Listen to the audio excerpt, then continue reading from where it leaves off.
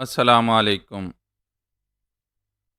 میں سنی تنظیم کے سربراہ راڈ مین نے فاتحانہ انداز میں مجھے دیکھا، پھر ٹہلتا ہوا ذرا دور گیا، وہاں سے پلٹ کر بولا، تمہاری دو کمزوریاں میرے ہاتھوں میں ہیں۔ پہلی یہ کہ میرے رحم و کرم پر ہو۔ یہ زندگی دینے والا ڈاکٹر میرے ایک اشارے پر تمہیں موت دے سکتا ہے۔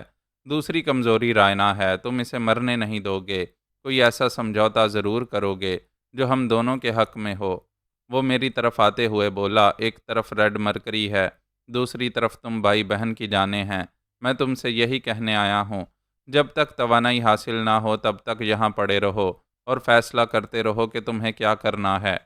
پھر وہ ایک دم سے دھاڑتے ہوئے بولا، سن رہے ہو؟ سن رہے ہو یا نہیں؟ کیا میں دیواروں سے بول رہا ہوں؟ یو چیٹر، تم لاش کی طرح پڑے ہو مگر مردہ نہیں ہو۔ وہ مٹھیاں بھینچ کر بولا، دیکھ رہے ہو اور سن بھی رہے ہو، اپنے اندر چپ چاپ مکارانہ ہتھیار تیز کر رہے ہو، لیکن یہاں تمہاری تیزی تراری نہیں چلے گی۔ وہ ڈاکٹر کی طرف گھوم کر بولا، اس نے ماضی میں ایسی ایسی مکاریاں دکھائی ہیں جو پہلے ہماری سمجھ میں نہیں آئیں، بعد میں سر گھوم کر رہ گیا۔ ڈاکٹر، یہ شیطان ہے، یہ سماعت سے محروم نہیں ہے، اس کے بدن کا رواں رواں سن رہا ہوگا۔ پلیز کسی بھی طرح معلوم کرو کہ یہ سن رہا ہے یا نہیں۔ ڈاکٹر نے اس کے شانے پر ہاتھ رکھ کر کہا، easy grand master, easy. Doctor کی ٹیم نے اسے اچھی طرح چیک کیا ہے۔ ان کی متفقہ رپورٹ ہے کہ اس کے دیکھنے، سننے، سونگھنے، چکھنے اور چھونے کے پانچوں حواس عارضی طور پر ناکارہ ہو گئے ہیں۔ یہ جس طرح اب آنکھیں کھول کر دیکھنے کے قابل ہوا ہے، اسی طرح رفتہ رفتہ باقی چاروں حواس بھی فعال ہو جائیں گے۔ ہو سکتا ہے ابھی سننے کی حس کام کر رہی ہو، یہ ہو سکتا ہے، مگر جب تک یہ سن کر جواب نہیں دے گا یا چہرے اور آنکھوں سے رد عمل ظاہر نہیں کرے گا، تب تک ہم یہی سمجھتے رہیں گے کہ یہ سننے کی قوت سے محروم ہے۔ ہم یہی سمجھ رہے ہیں، لیکن میں یقین سے کہہ سکتا ہوں، یہ سن رہا ہے، یہ بہت ڈھیٹ ہے، رد عمل ظاہر نہیں کر رہا ہے۔ ڈاکٹر نے میرے قریب آ کر کہا، اس کا باپ بھی رد عمل ظاہر کرے گا، بس ایک ہی طریقہ ہے، اسے غصہ دلایا جائے۔ مگر آپ کی مسز نے سخت لہجے میں مجھ سے کہا ہے کہ میں 3S کی شان کے خلاف آپ کو کوئی ایسا مشورہ نہ دوں۔ آپ بھی کہتے ہیں کہ اسے گالیاں نہ دی جائیں، اس کی بے عزتی نہ کی جائے۔ وہ تو میں نے رائنا کے سامنے کہا تھا، اس وقت سکرین آن تھی، وہ ہمیں دیکھ رہی تھی اور سن رہی تھی، اب تو اسے ٹال دیا گیا ہے۔ پھر اس نے مجھے چبھتی ہوئی نظروں سے دیکھتے ہوئے کہا، یہی کارآمد نسخہ ہے، اسے گالیاں دی جائیں گی تو یہ بے اختیار گولی کی طرح چل پڑے گا۔ مجھے اندازہ ہو گیا کہ اب کیا ہونے والا ہے۔ وہ دونوں مجھے گھور کر دیکھنے لگے۔ ڈاکٹر نے کہا، 3S، ہم آخری بار سمجھا رہے ہیں، سن رہے ہو تو دوبارہ پلکیں جھپکاؤ، اقرار کرو کہ سن رہے ہو، پھر یہاں عزت سے رہ سکو گے۔ ہاں تو بولو، سن رہے ہو؟ کیا تم سن رہے ہو؟ میں نے پلکیں نہیں جھپکائیں، سر گھما کر راڈ مین کو دیکھا۔ وہ گہری گہری سانسیں لیتا ہوا ایسے گھور رہا تھا جیسے کتا بھونکنے سے پہلے غرا رہا ہو، اور واقعی دوسرے ہی لمحے وہ بھونکنے لگا، کتے کمینے، اگر تو نے ریئیکٹ نہ کیا تو میں پھٹ پڑوں گا، پتہ نہیں کیا کر گزروں گا۔ میں نے دیدے گھما کر دونوں کو باری باری دیکھا، جیسے سمجھنا چاہتا ہوں کہ وہ مجھ سے کیا کہہ رہے ہیں، یعنی میں سماعت سے آ رہی ہوں۔ راڈ مین جیسے پھٹ پڑا، انتہائی ناقابل برداشت خرافات بکنے لگا۔ یقیناً ماں بہن کی گالیاں سننے والا غصے سے پاگل ہو کر جواباً گالیاں ضرور دیتا ہے، مارنے مرنے پر آمادہ ہو جاتا ہے، کمزور اور بے بس ہو تو کسی اور طرح سے رد عمل پیش کرتا ہے۔ میں انسان ہوں، میں بھی برداشت نہ کرتا، مگر گالیاں سننے سے پہلے ہی میں اپنے طریقہ کار پر عمل کر رہا تھا۔ ایسے وقت میں ایک ہی دینی سبق یاد رکھتا ہوں کہ شیطان شور مچا رہا ہو تو نہایت سکون سے کلام پاک کی کوئی آیت پڑھتے رہو، اپنی ساری توجہ اس آیت پر مرکوز کر دو، اور میں یہی کر رہا تھا۔ میرے اندر ایک مقدس آیت گونج رہی تھی کہ باہر سے پتھراؤ کرنے والی مغلظات مجھے سنائی نہیں دے رہی تھیں۔ میں نے بارہا آزمایا ہے، جب کبھی دینی تعلیمات پر پوری توجہ سے اپنے اندر ڈوب کر عمل کرتا ہوں تو کتنے ہی شیطانی حملوں سے محفوظ رہتا ہوں۔ وہ بڑی دیر تک اپنے منہ سے غلاظتیں اگلتا رہا اور میری خاموشی پر شعلوں کی طرح بھڑکتا رہا، بادل کی طرح گرجتا رہا، پھر آپے سے باہر ہو گیا۔ گرجنے کے بعد برس پڑا۔ ایک دم سے پاگل ہو کر اس نے میرے منہ پر تمانچہ مارا۔ میرے دماغ کو ایک جھٹکا سا لگا۔ یہ تو میں نے کبھی برداشت ہی نہیں کیا کہ کوئی مجھ پر ہاتھ اٹھا کر صحیح سلامت نکل جائے۔ غیظ و غضب کی شدت سے میرا پورا جسم لرز گیا۔ پتہ نہیں کتنے دنوں کے بعد میرے جسم نے یوں جھٹکا کھایا تھا۔ ڈاکٹر نے فوراً ہی گرینڈ ماسٹر کو روکتے ہوئے کہا، جسٹ اے منٹ، یہ ریئیکٹ کر رہا ہے، مجھے چیک کرنے دیں۔ وہ پیچھے ہٹ گیا۔ ڈاکٹر اسٹیتھوسکوپ سے میرا معائنہ کرنے لگا، پھر کہنے لگا، دل کی دھڑکنیں تیز ہو گئی ہیں۔ گرینڈ ماسٹر نے کہا، اس کی آنکھیں دیکھو، یہ مجھے غصے سے دیکھ رہا ہے۔ پلیز آپ اور گالیاں نہ دیں، ہاتھ نہ اٹھائیں۔ اب کوئی بات اس کی قوت برداشت سے باہر ہوگی تو کمزوری کے باعث رد عمل ظاہر کرتے ہی بے ہوش ہو جائے گا، ہو سکتا ہے اس کا دم نکل جائے۔ وہ میری موت نہیں چاہتا تھا، مجھ سے دور ہو گیا۔ میں غصے پر قابو پانا جانتا ہوں۔ ان لمحات میں خود کو سمجھا رہا تھا، میں ابھی کمزور اور بے بس ہوں۔ ایک ہاتھ تو کیا، ایک انگلی بھی نہیں ہلا سکتا۔ مجھے توانائی حاصل کرنے تک صبر کرنا چاہیے۔ ڈاکٹر میری کلائی تھام کر کہہ رہا تھا، نبض کی رفتار بھی قدرے تیز ہو گئی ہے۔ ہم اس کی قوت سماعت کے بارے میں معلوم نہ کر سکے، لیکن یہ معلوم ہو رہا ہے کہ چھونے کی حس بیدار ہو گئی ہے۔ یہ دیکھیں۔ اس نے میرے پیٹ پر ہلکا سا ہاتھ مارا۔ میرے جسم میں ہلکی سی لرزش پیدا ہو گئی، پھر میں پہلے کی طرح ساکت ہو گیا۔ وہ بولا، میرا ایک اسسٹنٹ ڈاکٹر یہاں آیا کرے گا، ایک نرس اس کے بدن کا مساج کرے گی، ڈاکٹر اس کے ہاتھوں اور پیروں کی ہلکی سی ورزش کراتا رہے گا۔ مجھے امید ہے یہ جلد ہی اٹھنے بیٹھنے کے قابل ہو جائے گا۔ میں اس کی باتیں سن رہا تھا، اب تک غصے سے گرینڈ ماسٹر راڈ مین کو دیکھ رہا تھا۔ دل ہی دل میں کہہ رہا تھا، خدا کرے مجھے جلد ہی توانائی حاصل ہو جائے۔ یوں گرینڈ ماسٹر اپنے برے دن کا انتظار کرو۔ جب میں بولنے لگوں گا تو تمہیں پہلا مشورہ یہی دوں گا کہ جو ہاتھ مجھ پر اٹھایا ہے اس کا بیمہ کرا لو۔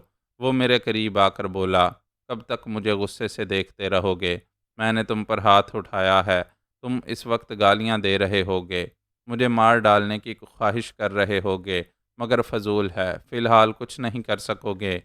ڈاکٹر نے کہا، گرینڈ ماسٹر نے تم پر ہاتھ اٹھا کر بڑا احسان کیا ہے۔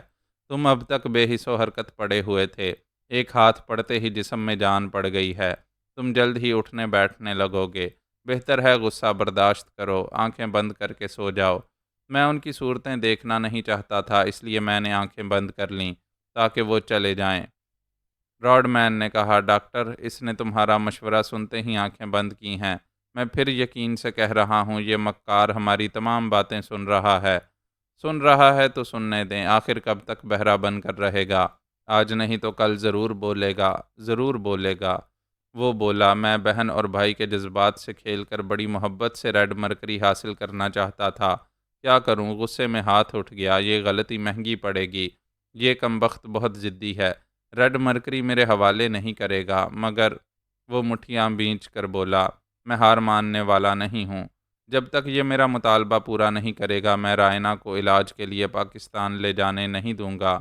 یہ بہن کو بے بسی سے دم توڑتے نہیں دیکھ سکے گا، میرا مطالبہ پورا کرنے پر مجبور ہو جائے گا۔ میں آنکھیں بند کیے پڑا تھا۔ وہ دونوں تھوڑی دیر تک دھیمی آواز میں بولتے رہے، پھر خاموشی چھا گئی۔ میں نے آنکھیں کھول کر دیکھا، وہ جا چکے تھے۔ رائنا اٹلی کے گاڈ فادر برنارڈ بینجامن کی بیٹی تھی۔ 20 برس پہلے کئی خطرناک تنظیموں کے سربراہ اور بڑے ممالک کے کامیاب سیاستدان اس سے شادی کرنا چاہتے تھے۔ ان میں سے کوئی بھی گاڈ فادر کا داماد بننے کے بعد پورے جنوبی علاقے میں جرائم کے تمام اڈوں کا مالک و مختار بن سکتا تھا۔ گویا رائنا ایک ایسا ہتھیار تھی جسے کوئی بھی اپنی گرفت میں لے کر جنوبی یورپ کا بے تاج بادشاہ بن سکتا تھا۔ اس کا دل جیتنے اور گاڈ فادر کی حمایت حاصل کرنے کے لیے بدنام زمانہ مجرموں اور سیاستدانوں کے درمیان جنگ چھڑ گئی تھی۔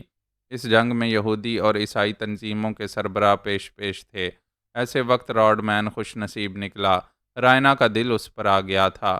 اگرچہ وہ مجرمانہ زندگی گزارنے والا عاشق مزاج نہیں تھا، مگر سونے کی چڑیا کو پنجرے میں لانے کے لیے اس کا دیوانہ عاشق بن گیا تھا۔ ان دنوں میں سنی تنظیم میں اسے نمایاں مقام حاصل نہیں تھا۔ وہ گاڈ فادر کی بیٹی کو جیت کر اپنی تنظیم میں ایک اعلیٰ عہدہ حاصل کرنا چاہتا تھا۔ قسمت مہربان تھی، گاڈ فادر نے بیٹی کی پسند کے مطابق اعلان کر دیا کہ راڈ مین ہی اس کا ہونے والا داماد ہے۔ وہ اعلان جتنا خوش آئند تھا، اتنا ہی اسے مہنگا پڑنے لگا۔ اس کے ایک نہیں کئی رقیب تھے، سب ہی جانتے تھے کہ اس کانٹے کو نکال کر پھینک دیا جائے گا۔ تو گاڈ فادر بیٹی کو تمام عمر کنواری بٹھا کر نہیں رکھے گا، باقی طلبگاروں میں سے کسی ایک کو داماد ضرور بنائے گا۔ یوں انہوں نے راڈ مین کے لیے راہ فنا کا در کھول دیا۔ راڈ مین پر ایک بار جان لیوا حملہ ہوا تو وہ کسی طرح بچ نکلا۔ گاڈ فادر نے اس کے لیے سخت سیکیورٹی کے انتظامات کیے۔ وہ جہاں جاتا 2 درجن مسلح گارڈز اس کے آگے پیچھے رہتے تھے اور دور دور سے بھی اس کی نگرانی کی جاتی تھی۔ رائنا اکثر اس کے ساتھ تفریحی مقامات پر وقت گزارنے جاتی تھی۔ ایک بار وہ ساحل سمندر کے ایک لگژری ہوٹل میں آئے تو انجانے دشمنوں نے اس ہوٹل کو چاروں طرف سے گھیر لیا۔ رائنا کے سیکیورٹی گارڈز نے ان کا مقابلہ کیا تو دونوں طرف سے جوابی فائرنگ ہوتی رہی۔ فون کے ذریعے کہا گیا، راڈ مین، ہم رائنا کو کوئی نقصان نہیں پہنچائیں گے، تم ہاتھ اٹھا کر باہر آ جاؤ۔ سیکیورٹی افسر نے رائنا کے پاس آ کر کہا، ہمارے 10 گارڈز مارے گئے ہیں، 4 زخمی پڑے ہیں، ہماری پوزیشن بہت کمزور ہے، اس ہوٹل سے باہر جانے کے تمام راستے بند کر دیے گئے ہیں۔ دشمن کہہ رہے تھے، مس رائنا، اپنے باپ سے فون پر بات کرو اور کہہ دو کہ ہم تمہیں صحیح سلامت یہاں سے جانے دیں گے، لیکن گاڈ فادر اپنے مسلح فوج بھیجے گا تو تم سلامت نہیں رہو گی، ہم اس ہوٹل کو بم دھماکوں سے اڑا دیں گے۔ رائنا سہمی ہوئی تھی، اپنے باپ کو صورتحال سے آگاہ کر رہی تھی۔ باپ نے کہا، میں ابھی ان حملہ آوروں سے سمجھوتا کرتا ہوں، تم راڈ مین سے کہو وہ تمہیں ہوٹل میں تنہا چھوڑ کر باہر جانے کے لیے تیار رہے۔ وہ بولی، نو ڈیڈ، میں اپنے راؤڈی کو دشمنوں کے پاس جانے نہیں دوں گی، وہ اسے مار ڈالیں گے۔ فادر نے کہا، احمق لڑکی، اپنی سلامتی کی فکر کرو۔ سوری ڈیڈ، میں نے قسم کھائی ہے، راؤڈی کے ساتھ جیوں گی اور اسی کے ساتھ مروں گی۔ تم پاگل ہو، فون راڈ مین کو دو۔ چند لمحوں کے بعد راڈ مین نے کہا، یس فادر، میں رائنا کی سلامتی کے لیے کچھ بھی کر سکتا ہوں، مگر یہ مجھے یہاں سے تنہا نکلنے نہیں دے رہی ہے۔ زیادہ باتیں نہ بناؤ، کیا تم ایک لڑکی کو ڈاج دے کر باہر نہیں جا سکتے؟ آپ میری مجبوریوں کو سمجھیں، یہ میرے قدموں سے لپٹ جاتی ہے، پیار کی قسمیں دینے لگتی ہے۔ وہ جھنجھلا کر بولا، لعنت ہے ایسے پیار پر، تم تو جرائم کی دنیا کے کھلاڑی ہو، کیا پیار، عشق اور محبت کے احمقانہ جذبات رکھتے ہو؟ میں آپ کی بیٹی سے سچا پیار کرتا ہوں، وہاں بم دھماکے ہوں گے، وہ تمہارے سچے پیار کے ساتھ ہی فنا ہو جائے گی۔ اگر تم سچے ہو تو اس کی سلامتی چاہو، وہ نہ مانے تو اسے رسیوں سے باندھ کر وہاں سے باہر نکلو، دشمنوں سے مقابلہ کرتے ہوئے میرے پاس آؤ، میں تمہیں سر آنکھوں پر بٹھاؤں گا۔ اچھی بات ہے، آپ جو کہہ رہے ہیں وہی کرنے جا رہا ہوں۔ اس نے فون بند کر کے سوچتی ہوئی نظروں سے رائنا کو دیکھا۔ وہ خام خواہ جان پر کھیل جانے والا عاشق نہیں تھا۔ جب تک وہ سلامت رہتی تب تک اسے یقین تھا کہ فادر اپنی بیٹی کو مرنے نہیں دے گا اور حملہ کرنے والے بھی رائنا کو ہلاک نہیں کریں گے، کیونکہ ان انجانے دشمنوں کے پیچھے اس لڑکی کے کئی طلبگار چھپے ہوئے تھے۔ رائنا نے پوچھا، ڈیڈ کیا کہہ رہے ہیں؟ ان کا خیال ہے میری وجہ سے تم پر مصیبت آ رہی ہے، میں کسی بھی طرح تم سے پیچھا چھڑا کر باہر چلا جاؤں اور دشمنوں کی گولیوں کا نشانہ بن جاؤں۔ میں ہرگز نہیں ایسا ہونے دوں گی۔ کیا تم مجھے چھوڑ کر جاؤ گے؟ وہ اپنے سینے پر ہاتھ رکھ کر بولا، محبت قربانی مانگ رہی ہے تو پھر میں بھی محبت کی قربانی دوں گی، تمہارے ساتھ باہر جاؤں گی۔ تمہارے ڈیڈ نے مشورہ دیا ہے کہ تمہیں یہاں رسیوں سے باندھ کر چلا جاؤں، کیا مجھے ہونے والے سسر کی بات ماننی نہیں چاہیے؟ ہرگز نہیں، تم ایسا نہیں کرو گے اور باہر جا کر اپنی جان دو گے تو میں رسیوں سے آزاد ہوتے ہی اپنی جان پر کھیل جاؤں گی۔ یہی بات اپنے ڈیڈی سے کہو، انہیں ہماری سچی محبت کا یقین ہونا چاہیے۔ وہ فون پر باپ سے رابطہ کرنے لگی، میں اس ہوٹل کے ایک کمرے میں تھا، پچھلے آدھے گھنٹے سے فائرنگ ہوتے، کچھ لوگوں کو مرتے اور زخمی ہوتے دیکھ رہا تھا۔ فون کے ذریعے اپنے لوگوں سے معلوم کر رہا تھا کہ باہر فائر کرنے والے کون ہیں، اور وہ جو بھی ہیں انہیں بڑی رازداری سے نشانے پر رکھا جائے۔ ادھر سے فائر کرنے والے کئی سیکیورٹی گارڈز بھی مارے گئے تھے اور کتنے ہی زخمی پڑے تھے۔ ہوٹل کے اندر تمام لوگ فائرنگ کی وجہ سے سہمے ہوئے تھے۔ مینیجر نے کہا، باہر سے دھمکیاں دی جا رہی ہیں کہ روم نمبر 404 سے راڈ مین نامی شخص کو باہر نہ نکالا گیا تو دھماکے سے پورے ہوٹل کو تباہ کر دیا جائے گا۔ ان دنوں راڈ مین کسی نمایاں حیثیت کا حامل نہیں تھا۔ میں نے پوچھا، یہ شخص اتنا اہم کیوں ہے کہ اس کی وجہ سے ہوٹل کو تباہ کرنے کی دھمکی دی جا رہی ہے؟ مینیجر نے کہا، وہ گاڈ فادر برنارڈ بینجامن کا ہونے والا داماد ہے، وہ اس کی بیٹی رائنا کے ساتھ یہاں پھنسا ہوا ہے۔ میں نے مسکراتے ہوئے ہلکی سی سیٹی بجائی۔ وہاں انڈر ورلڈ کے خطرناک لوگوں کا دلچسپ کھیل ہو رہا تھا۔ میں اپنا کھیل شروع کر کے ان میں سے کسی ایک کا پلڑا بھاری کر سکتا تھا۔ ان دنوں موبائل فون عام نہیں ہوا تھا، صرف وی آئی پی اور ہم جیسے خطرات سے کھیلنے والے لوگ یہ فون رکھتے تھے۔ میں نے اپنے ایک دست راست ٹیپو سے رابطہ کیا۔ اس کا نام حیدر علی تھا۔ وہ اس نام کی مناسبت سے خود کو ٹیپو سلطان کہا کرتا تھا اور اب اسی نام سے جانا پہچانا جاتا تھا۔ میں نے پوچھا، ہیلو ٹیپو، کچھ معلوم ہوا یہ کون لوگ ہیں؟ اس نے کہا، یہاں سے فائر کرنے والے 3 الگ گروہوں میں بٹے ہوئے ہیں۔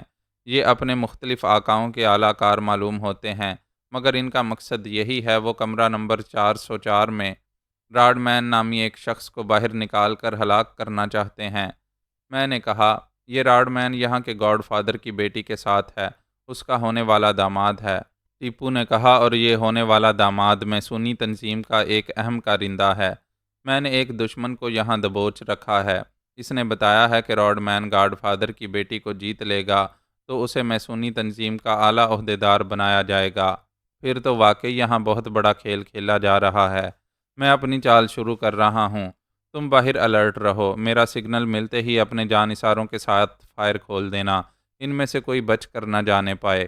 انہیں صرف زخمی ہونا چاہیے، پھر یہ معلوم کیا جائے گا کہ ان کے پیچھے کیسے کیسے چہرے چھپے ہوئے ہیں۔ نو پرابلم، جو کہہ رہے ہیں وہی ہوگا۔ میں نے مینیجر سے اس حملہ آور کا فون نمبر حاصل کیا جو ہوٹل کے باہر تھا اور رہ رہ کر فون کے ذریعے دھمکیاں دے رہا تھا۔ میں نے اس سے رابطہ کرنے کے بعد کہا، ہیلو، میرا موبائل فون نمبر تمہارے فون پر دیکھا جا سکتا ہے۔ اپنے باس کو یہ نمبر بتاؤ، اس سے کہو کہ تمہارے سروں پر وہ بلا نازل ہو گئی ہے جسے 3S کہتے ہیں۔ میں کسی خون خرابے کے بغیر راڈ مین کو ہوٹل سے باہر لا سکتا ہوں۔ اگر تمہارا باس مجھ سے سودا نہیں کرے گا تو میں راڈ مین اور گاڈ فادر کی بیٹی کو صحیح سلامت اس ہوٹل سے نکال کر لے جاؤں گا۔ وہ حملہ کرنے والے جانتے تھے کہ ہوٹل میں بم دھماکے نہیں کیے جائیں گے، کیونکہ ان کے آقا رائنا کی سلامتی چاہتے تھے۔ اس حملہ آور نے مجھ سے بحث نہیں کی، میرا پیغام اپنے باس تک پہنچا دیا۔ 5 منٹ بعد ہی میرے فون کا بزر سنائی دیا۔ ننھی سی اسکرین پر ایک نمبر دکھائی دینے لگا۔ میسونی تنظیم کا ایک زونل انچارج مجھے کال کر رہا تھا۔ میں نے کہا، ہیلو ڈسوزا، میں تمہارے معاملے میں کود پڑا ہوں۔ اس ہوٹل سے دور بیٹھا تماشا دیکھ رہا ہوں۔ تمہارا کیا خیال ہے میں صرف تماشا دیکھتا رہوں گا؟ وہ جھنجھلا کر بولا، کیا مصیبت ہے؟ تم کہاں سے مرنے آ گئے؟ سودا تو کرنا ہی ہوگا۔ کیا ابھی میرے شکار کو ہوٹل سے باہر لا سکو گے؟ وہ آدھے گھنٹے بعد ہوٹل کے باہر تمہارے آدمیوں کے نشانے پر ہوگا۔ اچھی بات ہے، ریٹ بتاؤ۔ $2 لاکھ۔ یہ کوئی اتنا بڑا کام نہیں ہے کہ 2 لاکھ دیے جائیں۔ 2 لاکھ سے بھی بڑا گیم ہے۔ اب 3 لاکھ کہہ رہا ہوں۔ بات بڑھاؤ گے تو ریٹ بڑھتا جائے گا۔ ٹھیک 2 منٹ کے بعد فون بند ہو جائے گا۔ ٹھیک ہے، 2 لاکھ میں ڈن کرو۔ میں کہہ چکا ہوں بات بڑھاؤ گے تو ریٹ بڑھے گا۔ اب 4 لاکھ لوں گا۔ سوچ لو، راڈ مین سے مجھے زیادہ آفر ملے گی۔ وہ زندہ رہے گا تو اسے تمہاری تنظیم میں اعلیٰ عہدہ ملے گا اور تم یہ نہیں چاہتے۔ مائی گاڈ، تم پکے شیطان ہو، ہمارے اندر کی باتیں جانتے ہو۔ نہ 2 لاکھ نہ 4 لاکھ، پلیز 3 لاکھ پر بات ختم کرو۔ سوری، 2 منٹ پورے ہو چکے ہیں۔ میں نے فون بند کر کے روم نمبر 404 کے فون پر رابطہ کیا۔ راڈ مین کی آواز سنائی دی۔ میں نے کہا، 3S بول رہا ہوں۔ کیا تم نے کبھی یہ کوڈ نیم سنا ہے؟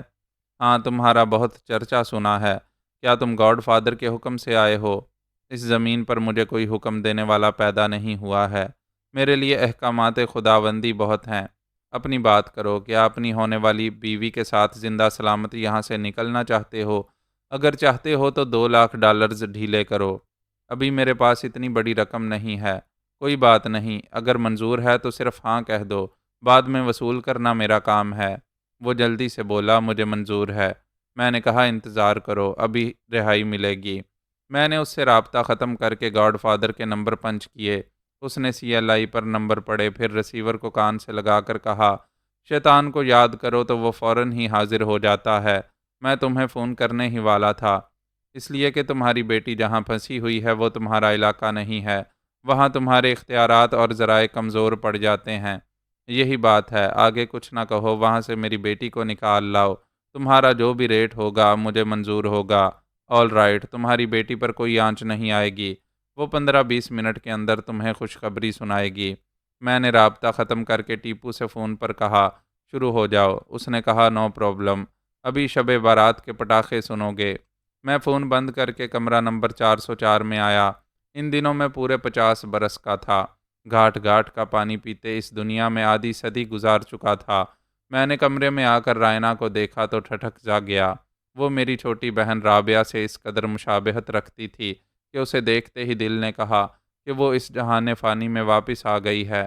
رائنا مجھے دیکھ رہی تھی اور اس کی آنکھوں سے رابعہ جھانک کر کہہ رہی تھی اچھا ہوا بھائی جان آپ آ گئے، دیر کرتے تو پہلے کی طرح راہ فنا سے گزر جاتی۔ اب تو میں سلامت رہوں گی نا؟ زخم تازہ ہو گئے۔ ہاں مجھ سے دیر ہو گئی تھی، میں اپنی لاڈلی بہن کو بچا نہیں پایا تھا۔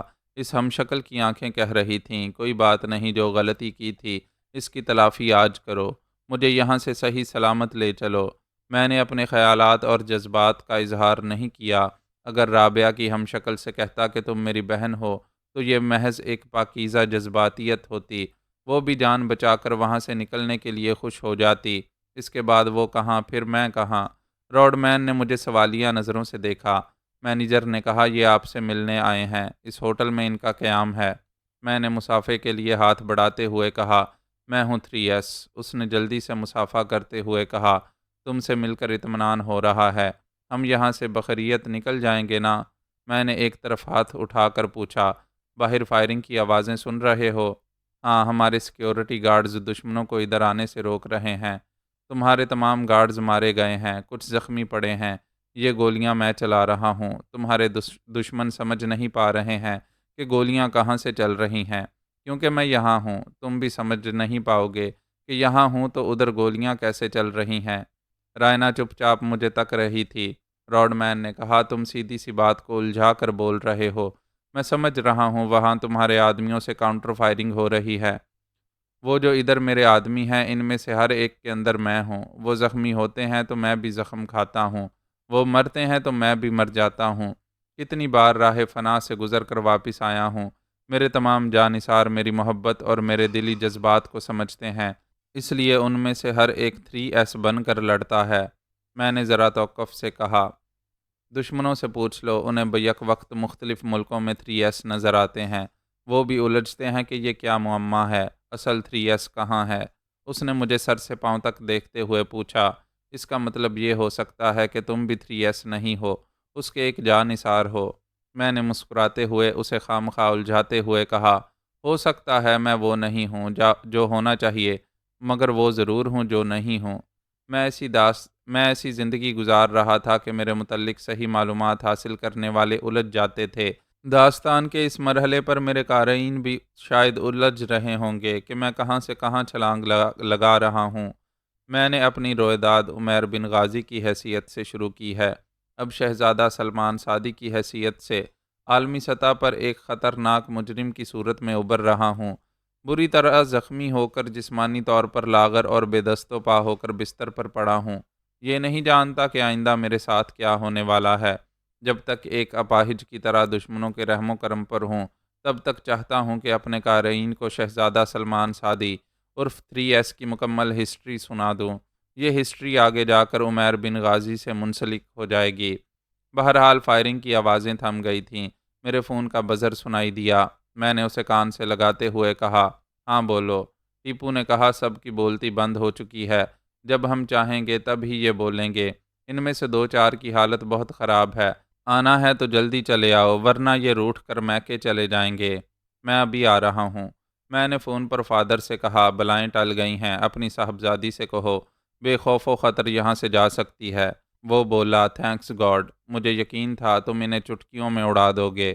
میں نے فون رائنا کی طرف بڑھایا، وہ اسے لے کر کان سے لگاتے ہوئے بولی ہیلو ڈیڈ، کیا واقعی موت ٹل گئی ہے؟ ہاں اس پر بھروسہ کرو، فوراً یہاں سے چلی آؤ۔ اوکے ڈیڈ، آ رہی ہوں۔ اس نے فون مجھے دیتے ہوئے بڑے اعتماد سے بڑی عقیدت سے دیکھا۔ وہ فون میرے کان سے لگا ہوا تھا۔ گاڈ فادر میرا شکریہ ادا کرتے ہوئے کہہ رہا تھا بولو ہیرو، بڑی سے بڑی رقم بولو، تمہارے اکاؤنٹ میں وہ رقم جمع ہو جائے گی۔ میں نے رائنا کو دیکھا، رابعہ مجھ سے کہہ رہی تھی اچھا ہوا بھائی جان آپ آ گئے، دیر کر دیتے تو پہلے کی طرح راہ فنا سے گزر جاتی، اب تو میں سلامت رہوں گی نا؟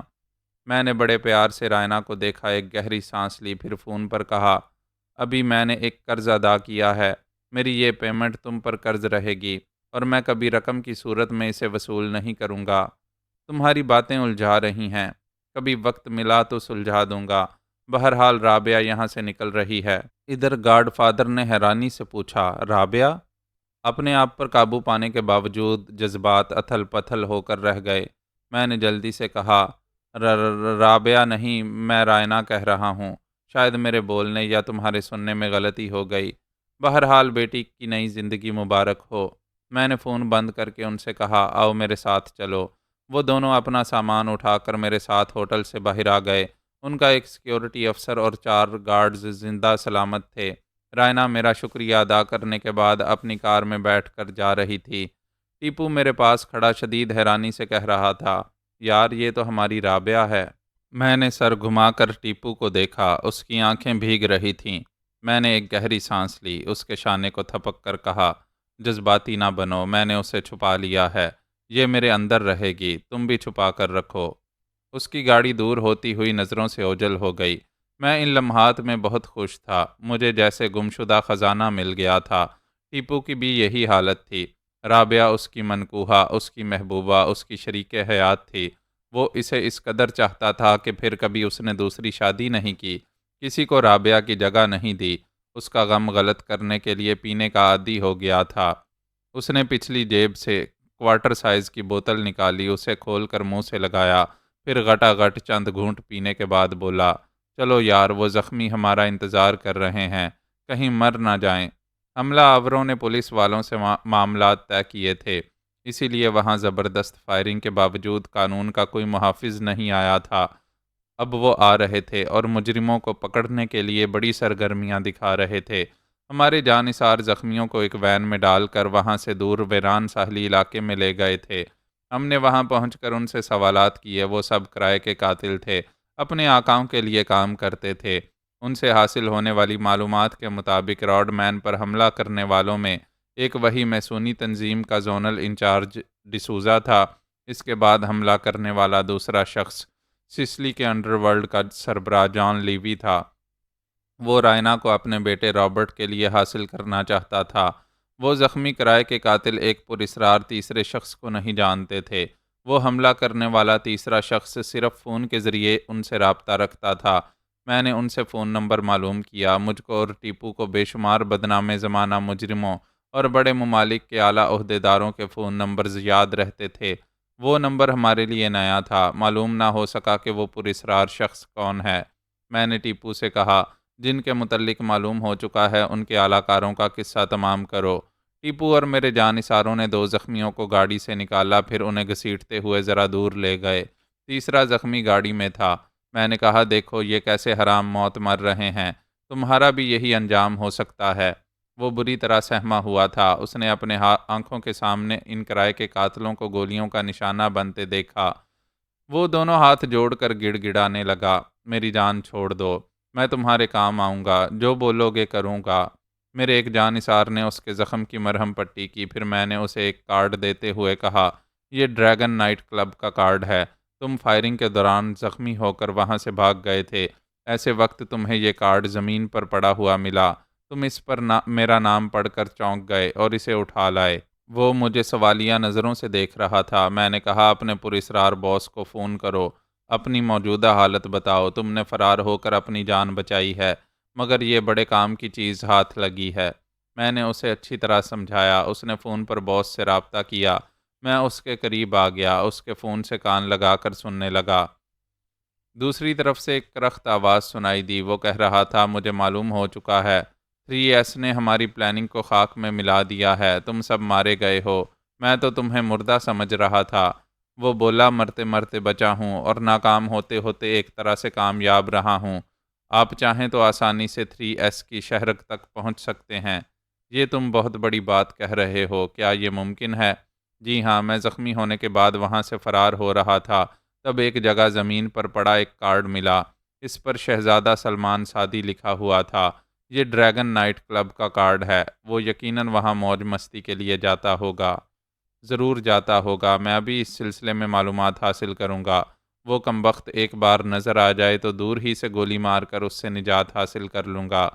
کیا میں آپ کے کسی کام آ سکتا ہوں؟ تم زخمی ہو، آرام کرو۔ اگر ڈریگن نائٹ کلب والی اطلاع درست ہوگی اور میں اسے ٹھکانے لگانے میں کامیاب رہوں گا تو تمہیں منہ مانگا انعام دوں گا۔ اس نے رابطہ ختم کر دیا۔ میں نے اس زخمی کو جانثاروں کے حوالے کرتے ہوئے کہا، یہ انعام کے لالچ میں یہاں سے جا کر پٹڑی بدل سکتا ہے۔ وہ گڑ گڑا کر بولا، میں کبھی ایسا نہیں کروں گا، مجھے نہ مارو، تم مر جاؤ گے، اور وہ کسی وقت رابطہ کرے گا تو اسے شبہ ہوگا۔ ڈرو مت، تم ہماری نگرانی میں زندہ رہو گے۔ میرے جانثار اسے اپنے ساتھ لے گئے۔ میں نے ٹیپو کے ساتھ کار میں جاتے ہوئے گاڈ فادر سے بات کی، اسے بتایا کہ کون لوگ اس کے ہونے والے داماد کو مار ڈالنا چاہتے ہیں۔ اس نے کہا، میں سسلی کے انڈر ورلڈ والوں سے نمٹ لوں گا، یہ میرے پڑوسی ہیں، لیکن میسونی تنظیم کا انچارج ترکی میں ہے، میری پہنچ سے بہت دور ہے۔ میں نے کہا، ایسے لوگوں کی گردن تک میرا ہاتھ پہنچتا ہے تو پھر اسے عبرتناک تماشا بنا دو، میں تمہارے بینک اکاؤنٹ میں۔ وہ کہتے کہتے رک گیا، پھر بولا، ارے ہاں، تم نے مجھ پر اتنا بڑا احسان کیا، میری بیٹی کی جان بچائی اور معاوضہ نہیں لیا، کیوں؟ احسان کا مول کوئی دے نہیں سکتا، اب جب کہ تم احسان مان رہے ہو تو یہ قرض تم پر رہے گا، تم کبھی مجھ پر کوئی احسان کر کے قرض اتار دینا۔ ٹھیک ہے، میں تم پر احسان کرنے کا کوئی بہانہ ڈھونڈ نکالوں گا۔ راڈ مین سے دشمنی کرنے والوں کو سبق سکھاؤ، تمہارے اکاؤنٹ میں منہ مانگی رقم پہنچ جائے گی۔ شاید آج رات اس پراسرار شخص سے نمٹنے کا موقع ملے گا، اس کے بعد زونل انچارج ڈسوزا سے نمٹا جائے گا۔ میں نے فون بند کیا۔ ٹیپو نے کہا، وہ پراسرار شخص کون ہو سکتا ہے؟ تم نے فون پر اس کی آواز سنی، اسے پہچان نہ سکے، یعنی وہ ہمارے لیے بالکل اجنبی ہے۔ اجنبی ہے تو مجھے دشمن کیوں سمجھ رہا ہے؟ فون پر اپنے اعلیٰ کار سے کہہ رہا تھا کہ میں نظر آ جاؤں تو وہ دور ہی سے گولی مار کر مجھ سے نجات حاصل کر لے گا۔ اس کا مطلب ہے کہ میں اس کے لیے مصیبت بنا ہوا ہوں، جبکہ اسے جانتا نہیں ہوں۔ سامنا ہوگا تو شاید اسے پہچان لوگے۔ میرے فون نے مخاطب کیا۔ میں نے بٹن دبا کر اسے کان سے لگایا۔ ادھر سے آواز آئی، میں راڈ مین بول رہا ہوں، ابھی فادر نے بتایا ہے ہماری میسونی تنظیم کے زونل انچارج نے مجھ پر حملہ کرایا ہے۔ کیا تمہاری یہ انفارمیشن درست ہے؟ میں نے براہ راست اس سے فون پر بات کی تھی۔ وہ تمہیں ٹھکانے لگانے کے لیے مجھے لاکھوں ڈالرز کی آفر دے رہا تھا۔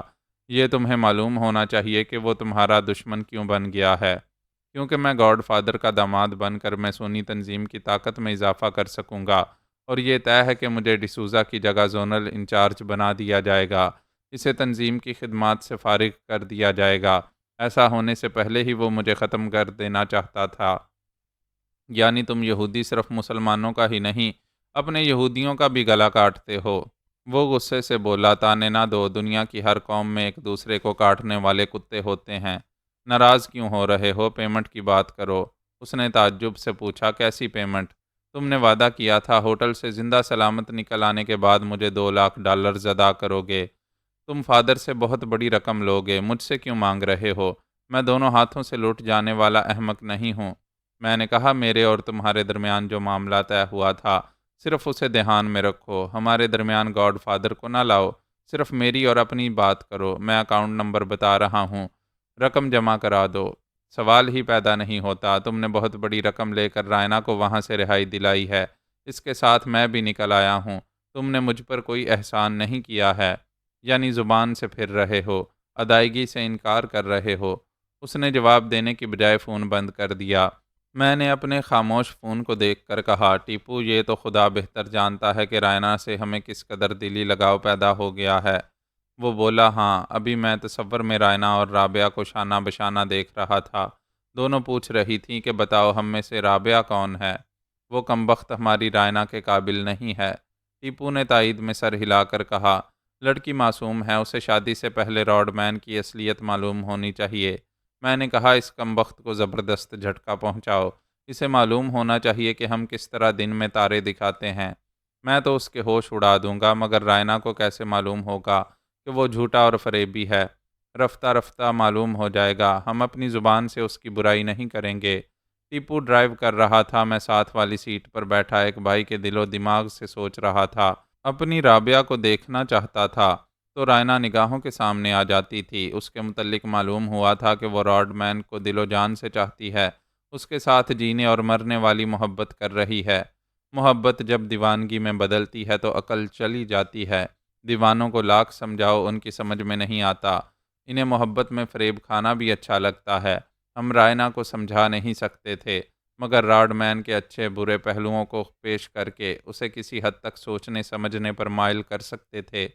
موبائل فون نے مخاطب کیا۔ میں نے نمبر پڑھ کر کہا، ڈریگن نائٹ کلب کا مینیجر کال کر رہا ہے۔ ٹیپو نے کہا، یقیناً وہ پراسرار شخص وہاں تک پہنچ رہا ہوگا۔ میں نے فون کو کان سے لگا کر کہا، 3S بول رہا ہوں۔ اس نے کہا، سر ایک شخص آپ کے بارے میں پوچھ رہا تھا کہ آپ ہمارے کلب میں ہر رات آتے ہیں، کس وقت آتے ہیں، کیا تنہا رہتے ہیں، کلب میں کتنا وقت گزارتے ہیں۔ میں نے پوچھا، تم نے کیا جوابات دیے؟ مجھے جو کہنا چاہیے تھا وہی کہہ دیا کہ یہاں آپ کے لیے ایک خاص کیبن ہے۔ اس کیبن میں ویٹر کے سوا کسی کو جانے کی اجازت نہیں دی جاتی۔ آپ کیبن کے پچھلے دروازے سے کب آتے ہیں کب جاتے ہیں یہ صرف راجر نامی ویٹر جانتا ہے۔ ٹھیک ہے، اور تم نے کیا کہا ہے؟ یہ کہ آپ اس شہر میں جب تک رہتے ہیں ہفتے کی رات کلب ضرور آتے ہیں، اور آج ہفتے کی رات ہے۔ تم نے اس کے بارے میں کچھ نہیں پوچھا؟ وہ کون ہے؟ پوچھا تھا، اس نے کہا کہ آپ کا ایک بزنس پارٹنر ہے، آج رات اچانک کلب میں آ کر آپ کو سرپرائز دے گا۔ ٹھیک ہے، مجھے بڑی خوشی ہوگی۔ میں نے رابطہ ختم کر دیا۔ مچھلی خود ہی کانٹے میں پر منہ مارنے آ رہی تھی۔ میرے متعلق کہا جاتا ہے کہ میں ایک باکمال بہروپیہ ہوں۔ اپنا چہرہ اور حلیہ ایسی مہارت سے بدلتا ہوں کہ مجھے دن رات دیکھنے والے بھی نئے بہروپ میں پہچان نہیں پاتے۔ ایسے کیمرے جو میک اپ کے پیچھے چھپے ہوئے اصلی چہروں کی تصویریں اتار لیتے ہیں، وہ کیمرے بھی میرا اصل چہرہ ڈھونڈ نہیں پاتے۔ یہ یقین کرنے کی بات نہیں ہے، مگر میں ایسی چال چلتا ہوں کہ ان کیمروں کے سامنے ہوتے ہوئے بھی نہیں ہوتا۔ دراصل 20 جانثار ایسے ہیں جو میری طرح قداور ہیں اور میرے جیسی جسامت رکھتے ہیں، میری ہی آواز اور لہجے میں بولتے ہیں۔ ہم سب نے 2-4 مخصوص عادتیں اپنا لی ہیں۔ جب ہم میں سے کوئی عادتاً ویسی ہی حرکت کرتا ہے تو دیکھنے والوں کو یقین ہو جاتا ہے کہ وہی شہزادہ سلمان سعدی ہے۔ میرے یہ جانثار جس ملک جس علاقے میں رہتے ہیں وہاں خود کو 3S کی حیثیت سے ایکٹ کرتے ہیں۔ یوں دشمن حیران ہوتے ہیں۔ میرا بحروب بھرنے والے عادتاً بھی اور لب و لہجے سے بھی 3S لگتے ہیں، لیکن کیمرہ ان کی اصل تصویر کیوں نہیں اتار پاتا؟ مخالفین کے لیے دوسری حیرانی کی بات یہ تھی کہ ایک ملک میں 3S کو دیکھا جاتا ہے، ایسے ہی وقت کہیں سے اطلاع ملتی ہے کہ وہی 3S دوسرے ملک میں بھی موجود ہے۔ یوں میرے متعلق طرح طرح کی رائے قائم کی جاتی ہیں، مگر میرے بحروب کے متعلق کوئی یقین سے سمجھ نہیں پاتا کہ میں کیسی ہیرا پھیری کرتا ہوں۔ ڈریگن نائٹ کلب کا ویٹر راجر میرا خاص خدمتگار تھا۔ میں نے اسے فون پر سمجھا دیا تھا کہ وہاں اسے کیا کرنا ہے۔ کلب کا تمام عملہ مستقل ممبران کو اور عارضی ممبران کو اچھی طرح پہچانتا تھا۔ اس رات انہوں نے نئے آنے والوں پر نظر رکھی تھی۔ ہم بھی وہیں تھے۔ ہمیں فون کے ذریعے بتایا جا رہا تھا کہ وہاں 4 افراد مختلف میزوں پر مختلف عورتوں کے ساتھ ہیں۔ وہ سب عورتوں میں دلچسپی لے رہے ہیں، لیکن ان کی نظریں اس کیبن پر ہیں جو میرے لیے ریزرو رہتا ہے۔ کیبن میں ابھی تاریکی تھی، باقی دوسرے روشن اور آباد تھے۔ وہ چاروں بڑی بے چینی سے میرا انتظار کر رہے تھے۔ تقریباً 10 بجے وہ کیبن روشن ہو گیا۔ وہ سب اپنی اپنی جگہ تن کر بیٹھ گئے، دور تک نظریں دوڑاتے ہوئے اپنے ساتھیوں کو اشارے کرنے لگے۔ ان چاروں میں ایک شخص خوش پوش، عمر رسیدہ اور بہت ہی سمارٹ دکھائی دے رہا تھا۔ ایک اندازہ تھا کہ وہی ہمارا مطلوبہ پراسرار شخص ہوگا۔ میں اس شخص کے پیچھے ایک حسینہ کے ساتھ آ کر بیٹھ گیا۔ وہ چاروں دیکھ رہے تھے۔ راجر ایک ٹرے میں سافٹ ڈرنک لے کر کیبن کے اندر گیا تھا، پھر خالی ٹرے لے کر باہر آ گیا۔ یہ یقین ہو گیا کہ میں اس کیبن کے اندر بیٹھ کر کول ڈرنک سے لطف اندوز ہو رہا ہوں۔ میں نے اپنے فون کو وائبریشن پر رکھا تھا۔ ہلکی سی سرسراہٹ محسوس ہوتے ہی میں نے فوراً وہاں سے اٹھ کر جاتے ہوئے فون نکال کر نمبر پڑھے۔ وہ اسی پراسرار شخص کے نمبر تھے۔ میں نے اسے بار کاؤنٹر کے پاس آ کر کان سے لگا کر پوچھا، ہیلو، کون؟ وہی کرخت سی آواز سنائی دی، تم مجھے جانتے ہو مگر آواز سے پہچان نہیں سکو گے، تمہارے بچپن کا ساتھی ہوں، دیکھو گے تو حیران رہ جاؤ گے۔ میں نے کہا، ایسی بات ہے تو میں تم سے ملنا اور تمہیں دیکھنا چاہوں گا۔ میں ابھی آ سکتا ہوں، تم کہاں ہو؟ میں نے دور اس عمر رسیدہ اسمارٹ شخص کو دیکھا۔ وہ اپنا فون کان سے لگائے بول رہا تھا۔ میں نے کہا، ابھی میں ڈریگن نائٹ کلب کے ایک کیبن میں ہوں۔ ایک حسین دوشیزہ آنے والی ہے، اس سے پہلے آ جاؤ، تم سے مل کر خوشی ہوگی۔ اوکے، ابھی آ رہا ہوں۔ اس نے فون بند کیا۔ میں کاؤنٹر کے پاس سے چلتا ہوا واپس آ کر اس کے پیچھے بیٹھ گیا۔ وہ کسی کو اشارے سے کچھ کہہ رہا تھا۔ میں نے اور میرے جانثاروں نے دیکھا دور ایک میز سے ایک شخص اٹھ کر کیبن کی طرف جا رہا تھا۔ وہ دروازے کے پاس پہنچ کر رک گیا۔ اس کا ایک ہاتھ اوور کوٹ کی جیب میں تھا۔ اس نے دوسرے ہاتھ سے ہینڈل کو تھام کر ذرا سا دباؤ ڈالا۔ دروازہ تھوڑا سا کھل گیا۔ کسی کی جھلک نظر نہیں آئی۔ اس نے پوری طرح اسے کھول کر دیکھا۔ کیبن میرے وجود سے خالی تھا۔ وہ خطرہ محسوس کرتے ہی پلٹ کر جانا چاہتا تھا۔ اسی وقت ٹیپو کی ایک لات پڑی۔ وہ لڑکھڑاتا ہوا کیبن میں چلا گیا۔ ٹیپو نے اندر سے دروازہ بند کر لیا۔ میرے قریب بیٹھے ہوئے شخص نے سمجھ لیا کہ دھوکہ ہو رہا ہے۔ وہ فوراً ہی اٹھ کر جانا چاہتا تھا۔ میں نے سخت لہجے میں کہا، بیٹھے رہو ورنہ گولی چل جائے گی۔ اس نے چونک کر سر گھماتے ہوئے مجھے دیکھا۔ میرے ریوالور نے سمجھا دیا کہ شکاری بن کر آنے والا خود شکار ہو رہا ہے۔ اس نے پریشان ہو کر پوچھا، کون ہو تم؟ کوئی سوال نہ کرو، صرف میرے سوالوں کے جواب دو۔ بتاؤ 3S سے کیا دشمنی ہے؟ وہ بڑی مایوسی سے دیکھ رہا تھا۔ اس کے دوسرے ساتھی میرے جانثاروں کی گرفت میں تھے، وہاں سے باہر جا رہے تھے۔ اس نے کہا، 3S سے میری کوئی دشمنی نہیں ہے۔ میں نے آج تک اس کی صورت بھی نہیں دیکھی ہے۔ صورت نہیں دیکھی، کوئی دشمنی نہیں ہے، پھر بھی موت کا کھیل کھیلنے چلے آئے۔ یہاں دیکھ رہے ہو سب ہی ناچنے گانے ہنسنے بولنے میں مصروف ہیں۔ کوئی نہیں جانتا کہ یہاں تمہاری موت بھی رقص کرنے والی ہے۔ کیا میں ان لوگوں کو رقص دکھاؤں؟ اس نے سہم کر میرے ریوالور کو دیکھا۔ میں نے کہا، فوراً ہی جان سے نہیں مارتا، ادھر ادھر سے زخمی کرتا ہوں۔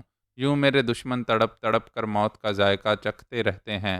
وہ بولا، میں سچ کہہ رہا ہوں، 3S سے میری کوئی دشمنی نہیں ہے۔ البتہ اس کے جو دشمن ہیں ان کے لیے کام کر رہا ہوں۔ ان کے دشمنوں کے بارے میں بتاؤ۔ یقین کرو میں نے آج تک ان کو نہیں دیکھا۔ ان کے نام کیا ہیں، وہ کہاں رہتے ہیں، مجھے آج تک معلوم نہیں ہو سکا۔ پھر وہ تم سے کس طرح کام لیا کرتے ہیں؟ کسی بھی بڑی شخصیت کو قتل کرانا ہو تو مجھے ضرور کال کرتے ہیں۔ ٹیپو آ گیا تھا، اس کی باتیں سن رہا تھا۔ اس نے کہا، اس کے ساتھی بھی یہی کہہ رہے ہیں۔ یہ لوگ ایسی پراسرار تنظیم کے لیے کام کر رہے ہیں جن کے اعلی کار معاوضے کے لالچ میں اندھوں کی طرح کام کرتے ہیں۔ ان کے لیے یہ معلوم کرنا ضروری نہیں ہے کہ اسرار کے پردے میں رہ کر کام کرانے والے کون لوگ ہیں۔ یعنی کھودا پہاڑ نکلا چوہا، اصل دشمن نظروں میں آنے والے نہیں تھے۔ میں نے ٹیپو سے کہا، اسے یہاں سے لے جاؤ، ایک ٹانگ سے اپاہج بنا کر چھوڑ دو۔ اگر یہ ایک ہفتے کے اندر اپنے پراسرار آقاؤں کے نام پتے اور ٹھکانے معلوم نہیں کر سکے گا تو اسے دوسری ٹانگ سے بھی اپاہج بنا دیا جائے گا۔ جب 1 ماہ کے اندر ان کے متعلق درست اور ٹھوس انفارمیشن نہیں دے گا تو سیدھا جہنم میں پہنچا دیا جائے گا۔ میرے جانثار اسے پکڑ کر وہاں سے باہر لے گئے۔ ٹیپو نے اس کے ایک گھٹنے پر گولی ماری، وہ اچھلتا ہوا زمین پر گر پڑا۔ اس نے مزید اسی جگہ 2-4 گولیاں چلائیں۔ گھٹنے کی ہڈی کا برادہ بنا کر میرے پاس آ گیا۔ میں نے کہا، ابھی میں کچھ عرصے تک یہاں رہوں گا، تم استنبول چلے جاؤ۔ وہاں زونل انچارج ڈسوزا کو ہلاک نہیں کرنا ہے۔ فی الحال اسے اپنے دباؤ میں رکھا جائے گا تاکہ وہ راڈ مین کے لیے اور راڈ مین اس کے لیے مصیبت بنا رہے۔ اس نے کہا، میں سمجھ رہا ہوں تم اس ملک میں کیوں رہنا چاہتے ہو، ہماری رابعہ کی فکر ہے تمہیں۔ میں نے ہاں کے انداز میں سر ہلا کر کہا، وہ نادان ہے، راڈ مین سے شادی ضرور کرے گی۔ میں اس کی خوشی میں خوش رہوں گا لیکن راڈ مین کا قبلہ درست کروں گا۔ اگر وہ کبھی اس کا دل دکھائے گا تو اسے الٹا لٹکا دوں گا۔ یہ معلوم ہو چکا تھا کہ وہ جھوٹا ہے، وعدہ کر کے مکر جاتا ہے۔ میرے جانثاروں نے مختلف ممالک میں ایسا سیٹ اپ قائم کیا تھا جہاں سے تمام بدنام زمانہ سیاستدانوں اور مجرموں کے متعلق تازہ ترین اہم انفارمیشن ملتی رہتی تھی۔ معلوم ہوا کہ میسونی تنظیم کی ایک اسائنمنٹ کے مطابق راڈ مین لاکھوں ڈالرز کا اسلحہ کردستان پہنچانے والا تھا۔ یہ بھی خبر ملی تھی کہ وہ خود وہاں نہیں جائے گا، اس کے تربیت یافتہ کرندے تمام مال وہاں پہنچائیں گے۔ ٹیپو ہمارے جانثاروں کے ساتھ انقرہ پہنچ گیا۔ ادھر شمال مشرقی سرحد سے اسلحہ اسمگل کیا جا رہا تھا۔ انہوں نے راڈ مین کے آدمیوں کو کردستان کی سرحد کے قریب گھیر لیا۔ وہ سوچ بھی نہیں سکتے تھے کہ منزل کے قریب پہنچ کر یوں ہر طرف سے فائرنگ کی زد میں آ جائیں گے۔ ان کی مجبوری یہ تھی کہ اسلحہ سے لدی ہوئی گاڑیوں میں بارودی سامان تھا۔ کاؤنٹر فائرنگ کے نتیجے میں تمام گاڑیاں دھماکوں سے اڑ جاتیں۔ انہیں مقابلے کے لیے وہاں سے دور بھاگنا پڑا۔ اس طرح وہ تتر بتر ہو گئے، منظم رہ کر مقابلہ نہ کر سکے۔ ایک ایک کر کے مارے گئے، کچھ جان بچا کر فرار ہو گئے۔ ٹیپو نے کرد لیڈر سے رابطہ کیا، پھر کہا پارٹی بدل گئی ہے، مال ہمارے قبضے میں ہے، بولو سودا کرو گے یا گاڑیاں واپس لے جائیں؟ کرد باغیوں کو اسلحے کی سخت ضرورت تھی۔ لیڈر نے کہا ان سے $80 لاکھ میں معاملہ طے ہوا تھا، تمہیں منظور ہے تو بینک کا نام اور اکاؤنٹ نمبر بتاؤ۔ ٹیپو نے کہا ہمارا کوئی بینک اکاؤنٹ نہیں ہے، کیش پیمنٹ کرو اور مال لے جاؤ۔ دوسرے روز ٹیپو نے مجھے فون پر بتایا کہ کام ہو گیا ہے، 2 لاکھ کی ادائیگی نہ کرنے والے کو 80 لاکھ کا دھچکا پہنچا دیا گیا ہے۔ میں نے فون پر راڈ مین سے کہا اگر ایک دماغی جھٹکا کھانا چاہتے ہو تو معلوم کرو کہ تمہارا اسمگل کیا ہوا اسلحہ کرد باغیوں تک کس نے پہنچایا ہے۔ اس نے حیرانی سے پوچھا تم ہمارے اتنے اہم خفیہ معاملے کو کیسے جانتے ہو؟ میں نے کہا سوال نہ کرو، جواب تمہیں خود ہی ملنے والا ہے۔ میں نے فون بند کر دیا۔ جب اس نے معلومات حاصل کیں تو اس کے ہوش اڑ گئے۔ وہ غصے سے فون پر دھاڑتے ہوئے بولا میرے مال کا سودا ضرور تم نے کیا ہے، تم ان سے $80 لاکھ لے گئے ہو۔ میں نے کہا حلق پھاڑ کر چیختے رہو گے اور کچھ نہیں کر سکو گے۔ تم لوگ طاقت کے نشے میں دوسروں کو کمزور کیوں سمجھتے ہو؟ میں کمزور ہوتا تو میرے 2 لاکھ مارے جاتے۔ میں نے شہزوری دکھائی، تمہارے 2 لاکھ کی جگہ 80 لاکھ مارے گئے۔ تم اتنی بڑی رقم نہیں لوگے، میں 2 لاکھ دینے کو تیار ہوں۔ لین دین کا وقت گزر چکا ہے، چھیننے جھپٹنے کی واردات بھی ہو چکی ہے۔ میں نے ادائیگی کا مطالبہ کیا تھا تو تم نے فون بند کر دیا تھا، یہی میں کر رہا ہوں۔ میں نے فون بند کر دیا۔ اس نے کئی بار مجھے کال کی اور ناکام ہوتا رہا۔ پھر اس نے گاڈ فادر کے پاس آ کر کہا 3S نے مجھے زبردست نقصان پہنچایا ہے، میرے $80 لاکھ لے گیا ہے۔ فادر نے پوچھا وہ خواہ تمہیں نقصان کیوں پہنچائے گا؟ معاملہ کیا ہے؟ وہ مجھ سے $2 لاکھ کا مطالبہ کر رہا تھا، کہہ رہا تھا کہ اس نے ہوٹل سے مجھے صحیح سلامت نکالا ہے، اس کے عوض رقم ادا کرنی ہوگی۔ فادر نے کہا وہ معاملات طے کیے بغیر کبھی رقم کا مطالبہ نہیں کرتا۔ کیا اس سلسلے میں تم سے معاملات طے ہوئے تھے؟ نہیں، آپ سمجھ سکتے ہیں کہ وہ مسلمان ہیں، ہم یہودیوں کو نقصان پہنچانے کا کوئی موقع ہاتھ سے جانے نہیں دیتا۔ گاڈ فادر نے کہا میں تم سے زیادہ اسے جانتا ہوں، وہ زبان کا دھنی ہے اور اصولوں کا پابند ہے۔ وہ ایک چنگاری کی طرح دھیما دھیما سا رہتا ہے، جب بھڑکایا جاتا ہے تو شعلہ بن کر بھڑکانے والوں کو راکھ کر دیتا ہے۔ رائنا نے اس سے کہا جب ہم ہوٹل کے کمرے میں تھے تو تم نے 3S سے فون پر باتیں کی تھیں، اس سے کہا تھا کہ ابھی اتنی بڑی رقم تمہارے پاس نہیں ہے، تم نے بعد میں ادائیگی کا وعدہ کیا تھا۔ گاڈ فادر نے اسے گھور کر کہا کیا میری بیٹی جھوٹ کہہ رہی ہے؟ وہ ہچکچاتے ہوئے بولا ہاں، مگر میں بعد میں ادائیگی کرنے والا تھا، ابھی تم نے کہا ہے اس سے کوئی معاملہ طے نہیں ہوا تھا۔ وہ اٹکتے ہوئے بولا ہاں، وہ بات یہ ہے کہ میں نے سوچا جب وہ میری اور رائنا کی رہائی کے سلسلے میں آپ سے ایک بڑی رقم لے چکا ہے تو گاڈ فادر نے ڈپٹ کر کہا یو شٹ اپ، اس نے ایک تنکا بھی مجھ سے نہیں لیا۔ میں حیران ہوں، میرا دل اور میرا تجربہ کہتا ہے وہ میری بیٹی سے متاثر ہے۔ رائنا نے اور راڈ مین نے چونک کر اسے دیکھا۔ وہ بولا 3S میرا ہم عمر ہے، مجھے یقین ہے وہ میری بیٹی کو ایک باپ کی نگاہ سے دیکھ رہا ہے، لین دین کے وقت کبھی کسی سے رعایت نہیں برتتا۔ میں پہلی بار اسے رائنا کے معاملے میں اپنا اصول بدلتے دیکھ رہا ہوں۔ رائنا نے راڈ مین سے کہا مجھے تمہارے رویے سے تکلیف پہنچ رہی ہے، جس نے مجھ پر احسان کیا ہے تم نے اسی سے وعدہ خلافی کی، مجھے شرم آ رہی ہے۔ سوری رائنا، مجھ سے غلطی ہو گئی۔ میں 3S کو بھی سوری کہنا چاہتا ہوں، مگر وہ میرا نمبر پڑھتے ہی رابطہ ختم کر دیتا ہے۔ فادر نے کہا میں کہہ چکا ہوں وہ اصولوں کے معاملے میں چٹان ہے۔ تم نے ادائیگی سے انکار کیا اور اس نے بھاری جرمانے کے ساتھ رقم وصول کر لی۔ وہ بولا 3S سے آپ کے بہت اچھے تعلقات ہیں، آپ صلح صفائی کے ذریعے میرے 80 لاکھ واپس دلوا سکتے ہیں۔ میں اس کے ساتھ لین دین میں کھڑا رہتا ہوں، اس لیے اچھے تعلقات ہیں، لیکن اس کا یہ مطلب نہیں ہے کہ میری سفارش کرنے سے وہ اتنی بڑی رقم واپس کر دے گا۔ پھر میں کس منہ سے سفارش کروں؟ اس نے مجھ سے معاوضہ نہیں لیا ہے، مجھ پر احسان کیا ہے، میں اس سے کچھ نہیں کہہ پاؤں گا۔ آپ سفارش نہ کریں، کیا اس سے لین دین میں سمجھوتا کرنے اور رقم واپس لینے کی کوئی تدبیر نہیں ہو سکتی؟ اس کے پاس جو رقم جاتی ہے وہ اندھے کنویں میں پہنچ جاتی ہے، کوئی اسے وہاں سے نکال کر نہیں لا سکتا۔ مجھے افسوس ہے، میں اس سلسلے میں کچھ نہیں کر سکوں گا۔ وہ شکست خوردہ سا ہو کر بیٹھ گیا۔ सर पकड़कर बोला, मैं इतना बड़ा नुकसान बर्दाश्त नहीं कर सकूँगा। मुझे शौक पहुँच रहा है, मैं क्या करूँ? रायना ने उसे बड़ी मोहब्बत और हमदर्दी से देखा, फिर उसके पास आकर बैठते हुए बोली, तुम्हें झूठ बोलने और ज़ुबान से फिरने की बहुत बड़ी सज़ा मिल रही है। मैं तुम्हें दुखी नहीं देख सकती, मेरा दिल दुख रहा है। मैं कोशिश करती हूँ, शायद किसी तरह बात बन जाए। मुझे 3S का फ़ोन नंबर बताओ। रॉडमैन ने नंबर बताए, वो उन्हें सेव करके वहाँ से उठ गई। इन दोनों से दूर अपने कमरे में आ गई, फिर एक सोफ़े पर बैठकर उसने राब्ता किया। मैंने अपने फ़ोन को देखा, वो मेरे लिए नया नंबर था। मैंने उसे कान से लगाकर पूछा, हेलो कौन? उसने धीमी सी आवाज़ में कहा, मैं बोल रही हूँ। उसने नाम नहीं बताया, मगर मेरे दिल की धड़कनें तेज़ हो गईं। मैंने बेइख्तियार कहा, रा। फिर फ़ौरन ही संभल कर कहा, रायना ये तुम हो? वो एक गहरी सांस लेकर बोली, आपने एक ही बार मेरी आवाज़ सुनी है। आप फ़ोन पर सैकड़ों आवाज़ें सुनते होंगे, इसके बावजूद मेरी आवाज़ और लहजे को याद रखा है। हाँ, तुम एक नन्ही मुन्नी सी स्वीट बेबी हो, मेरे दिल में बस गई हो। एक बात बताएंगे? हाँ पूछो। ये राबिया कौन है? मैंने ताज्जुब से पूछा। तुम ये नाम कैसे जानती हो? आप भूल रहे हैं, आपने होटल में मुझे बेख्तियार राबिया कहा था। उसकी मीठी गुनगुनाती हुई आवाज़ मुझे मसहूर कर रही थी, लेकिन वो मेरी राबिया नहीं थी। मैंने कहा, राबिया मेरी बहन थी। अब से 25 बरस पहले वो अल्लाह को प्यारी हो गई। वो बिल्कुल तुम्हारी हमशक्ल थी, इसलिए मैंने बेख्तियार तुम्हें राबिया कहा था।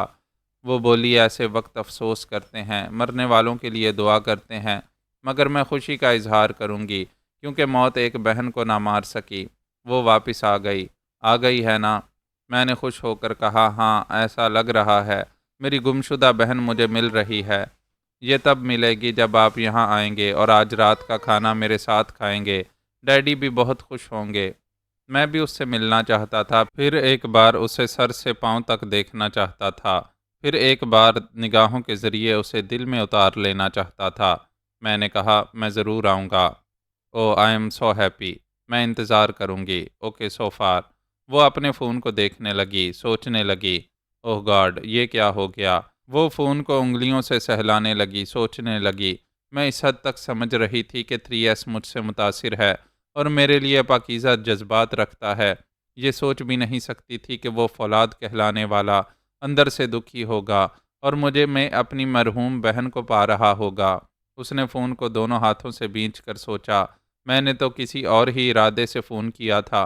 मुझे उम्मीद थी कि उसे रॉडमैन के हक़ में राज़ी कर लूँगी। शायद वो 80 लाख डॉलर्स वापस कर देगा। मेरे राउडी को शॉक नहीं पहुँचेगा। वो उठकर इधर से उधर टहलते हुए सोचने लगी, और अब तो 80 लाख क्या हैं? मैं एक बहन की ज़ुबान से जान मांगूंगी तो वो जान पर खेल जाएगा। मगर वो सोफ़े की तरफ पलट गई, दिल ही दिल में कहने लगी, मगर ये 3S इसका पूरा नाम क्या है? उसे याद आया, हाँ शहज़ादा सलमान सादी। वो खला में तकने लगी, तसव्वुर में मुझे देखने लगी। उसका दिल कह रहा था, पता नहीं क्यों ये अच्छे लगते हैं। मैं बेख्तियार एक कुदरती कशिश महसूस कर रही हूँ, और ये कुदरत का क्या तमाशा है कि मैं उनकी राबिया जैसी हूँ। और ये अजीब बात है कि अब तक मेरा कोई भाई नहीं था, आज पैदा हो गया है। आज मेरी भी एक बहुत बड़ी कमी पूरी हो रही है। मैं जैसे उसकी निगाहों के सामने आ गया था, और वो अपने अंदर कह रही थी, ये मेरे ब्रादर हैं। ओह गॉड मैं उन्हें ब्रादर कहूँगी, जबकि आज तक किसी को नहीं कहा। वो मुकद्दस जज्बों से निहाल हो रही थी। फ़ोन को सीने से लगाकर उसे धड़कते हुए दिल पर रख कर सोच रही थी, मैं भाई से ऐसी कोई बात नहीं कहूँगी जिससे खुद गर्जी और मतलब परस्ती ज़ाहिर हो। मेरी ज़िंदगी में जो कमी है, इनसे सिर्फ़ वही मांगूंगी। मुझे सिर्फ़ और सिर्फ़ भाई चाहिए, भाई के सिवा कुछ नहीं मांगूंगी। वो इस कमरे से निकलकर बाप और महबूब के दरमियान आ गई। रॉडमैन ने बेचैनी से पूछा, क्या उससे बात हो गई? रायना ने उसे हमदर्दी से देखा, फिर बाप के पास आकर बैठ गई। डैड, आप लोग उसे फौलाद कहते हैं। यस माई चाइल्ड, वो एक गोश्त पोस्त का इंसान है, मगर नाकाबिले शकस्त है। मगर मैंने उसे शकस्ता पाया है। फादर ने हैरानी से पूछा, क्या कह रही हो? उसकी बहन का नाम राबिया था और मेरा नाम रायना है। कैसा मिलता जुलता नाम है। वो पहलू बदल कर बाप की तरफ घूम कर बोली, सिर्फ इतना ही नहीं, वो मेरी हमशक्ल थी, बिल्कुल मेरे जैसी। انہوں نے جب سے مجھے دیکھا ہے تب سے بہن کا زخم تازہ ہو گیا ہے۔ وہ باپ کا ہاتھ تھام کر بولی، ڈیڈ وہ مجھے بہت اچھے لگتے ہیں، وہ بہت دکھی ہیں، ان کے دکھوں کی دوا میں ہی کر سکتی ہوں۔ باپ نے اس کے ہاتھ کو تھپ تھپاتے ہوئے کہا، میری بیٹی کے سینے میں ایک درد مند دل ہے، کیا تم نے ایسی کوئی بات اس سے کی ہے؟ ہاں کی ہے، آپ نے مجھے کوئی بھائی نہیں دیا، وہ مجھے قدرت کی طرف سے مل رہے ہیں، میں نے انہیں برادر کہا ہے، انہیں آج رات کھانے پر بلایا ہے۔ فادر نے ہنستے ہوئے کہا، اور اس نے انکار کیا ہوگا، وہ بہت محتاط رہتا ہے، آستین کے سانپوں سے اور خاص طور پر دوستوں سے بہت زیادہ ہوشیار رہتا ہے، اس نے آج تک کبھی کسی کے گھر کا کھانا نہیں کھایا۔ آ جائیں گے اور ہمارے ساتھ کھائیں گے؟ اس نے بے یقینی سے پوچھا، کیا واقعی؟ آئی ایم شور ڈیڈ، وہ بھائی کی زبان سے جھوٹا وعدہ نہیں کریں گے۔ راڈ مین نے خوش ہو کر اپنی ران پر ہاتھ مارتے ہوئے کہا، تم نے تو کمال کر دیا رائنا، یوں سمجھو شیر مارا ہے، فولاد کو موڑ کر رکھ دیا ہے، تم نے یقیناً میرے سلسلے میں بات کی ہوگی۔ وہ باپ کے پاس سے اٹھ کر بولی، سوری، میں نے تمہارے بارے میں کوئی بات نہیں کی ہے۔ ایک بہن اور بھائی کے درمیان جو باتیں ہو رہی تھیں، وہ باتیں، وہ جذبے کبھی ختم ہونے والے نہیں تھے، ایسے وقت کوئی اور بات کہنے کی گنجائش نکل ہی نہیں سکتی تھی۔ وہ ذرا مایوس ہو کر پھر بولا، کوئی بات نہیں، رات کو کھانے پر اس سے سمجھوتا کرا دینا، وہ تمہاری کسی بات سے انکار نہیں کرے گا۔ سوری راؤڈی، اگر میں سفارش کروں گی تو وہ فوراً مان جائیں گے، مگر دل میں ایک ذرا سا میل آ سکتا ہے کہ میں نے تمہاری تمام رقم حاصل کرنے کے لیے انہیں بائی بنایا ہے۔ وہ ایسا سوچے گا تو سوچنے دو، یہ دیکھو کہ تم مجھے کتنے بڑے نقصان اور صدمے سے بچا لو گی۔ وہ بولی پھر ایک بار، سوری، ہوس کے بازار میں کسی جوان لڑکی کو کوئی بہن نہیں بناتا، میرے ایک بھائی نے رشتے کی پاکیزگی مجھے دی ہے، میں اس بھائی کے سامنے رائنا بن کر نہیں، ہمیشہ رابعہ بن کر رہوں گی، اور رابعہ اپنے بھائی سے کبھی اس کے اصولوں کے خلاف نہیں بولے گی۔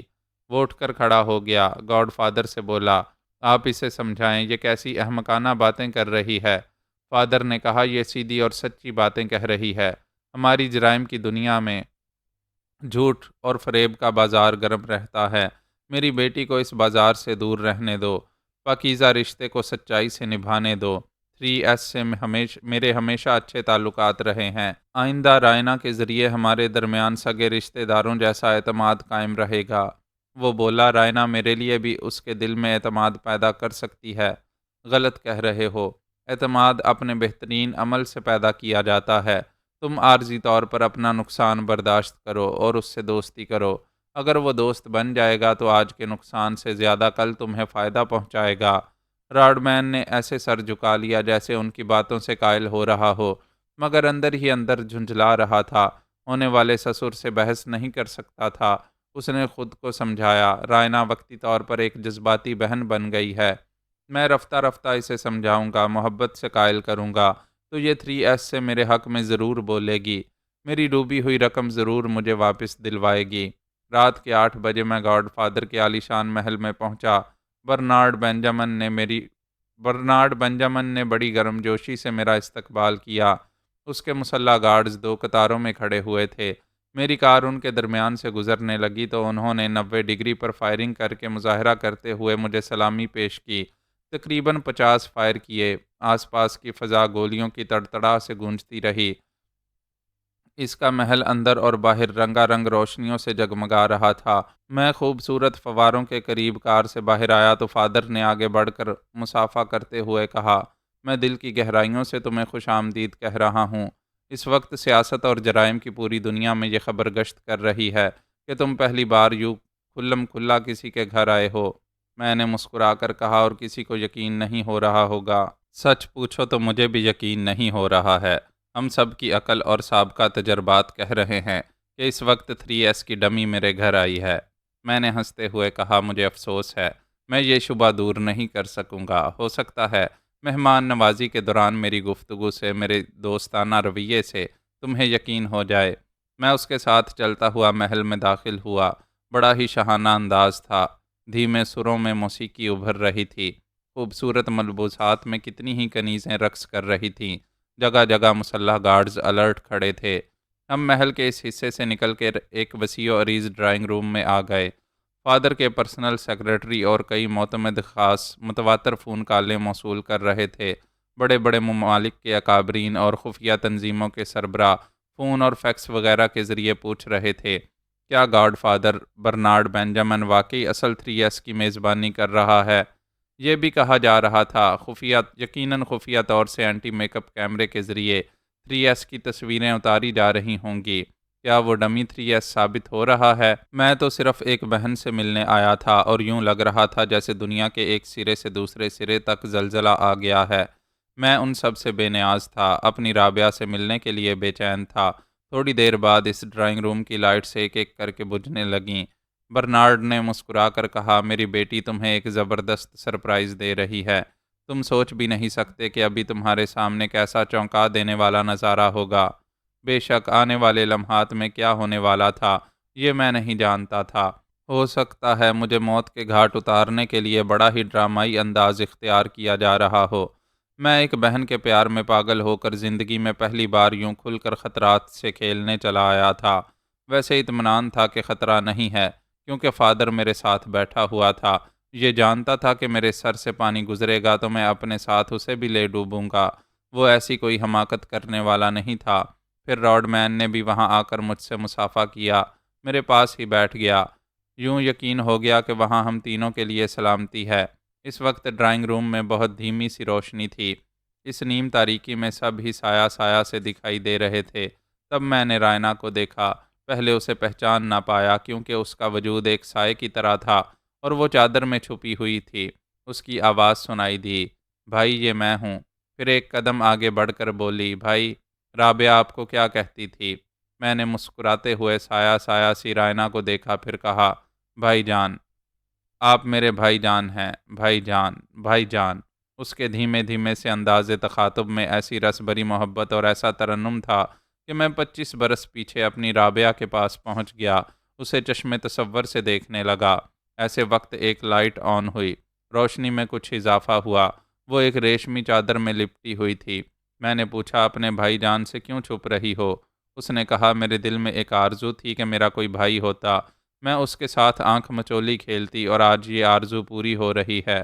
میں نے ایک گہری سانس لے کر کہا، ہاں میں 12 برس کا تھا اور رابعہ 5 برس کی تھی، تب وہ مجھ سے آنکھ مچولی کھیلتی تھی۔ جب میں اسے پکڑ لیتا تھا تو حیران رہ جاتی تھی۔ بھائی جان آج آپ حیران رہ جائیں گے۔ ایک لائٹ اور آن ہو گئی، روشنی کچھ اور بڑھ گئی، چادر میں چھپی ہوئی آواز سنائی دی، میں آپ کو زندگی کا سب سے چونکا دینے والا تحفہ پیش کر رہی ہوں۔ یہ کہتے ہی اس نے چادر کو ایک جھٹکے سے نوچ کر اپنے وجود سے دور کر دیا۔ میرے دماغ کو ایسا خوشگوار جھٹکا لگا کہ میں بے اختیار اچھل کر کھڑا ہو گیا۔ یا حیرت، وہاں رائنا نہیں تھی، دور دور تک رائنا کا نام و نشان نہیں تھا۔ وہاں تو رابعہ شلوار کرتے اور دوپٹے میں دکھائی دے رہی تھی، کانوں میں جھمکے، گلے میں ہار اور ناک پر لونگ لشکارے مار رہی تھی۔ میں قدم قدم رک رک کر اس کی طرف جانے لگا جیسے خواب میں چل رہا ہوں۔ وہ سر سے پاؤں تک اٹلی کے گاڈ فادر کی نہیں، پنجاب کی بیٹی تھی۔ اریو بہنا، یہ تو نے کس غضب کا سوانگ رچایا ہے، میرا پورا وجود ہوا میں تحلیل ہو رہا ہے، میں ہوتے ہوئے بھی نابود ہو رہا ہوں، تیرے وجود میں گم ہو رہا ہوں۔ میں حیرت سے مسرت سے رک رک کر اس کے قریب آ گیا، اس کی من موہنی سی صورت کو ہتھیلیوں کے گلدان میں سجا لیا۔ میرے اندر سے بڑے جذبے سے کراہتی ہوئی سی آواز نکلی، رابعہ۔ وہ بولی، بھائی جان میں سر سے پاؤں تک آپ کی رابعہ لگ رہی ہوں نا؟ میں نے اس بات میں سر ہلا کر اس کی پیشانی کو چوم لیا۔ برنارڈ نے ہماری طرف آتے ہوئے کہا، یہ تمہاری سرپھری بہن ہے۔ تمہیں فون کرنے کے بعد اس نے کئی ٹیلر ماسٹرز کو بلا کر حکم دیا کہ 2 گھنٹے کے اندر پاکستانی ملبوسات تیار کیے جائیں۔ یہاں مشرقی تہذیب و ثقافت کے مطابق میک اپ اور گیٹ اپ کرنے والے ماہرین ہیں۔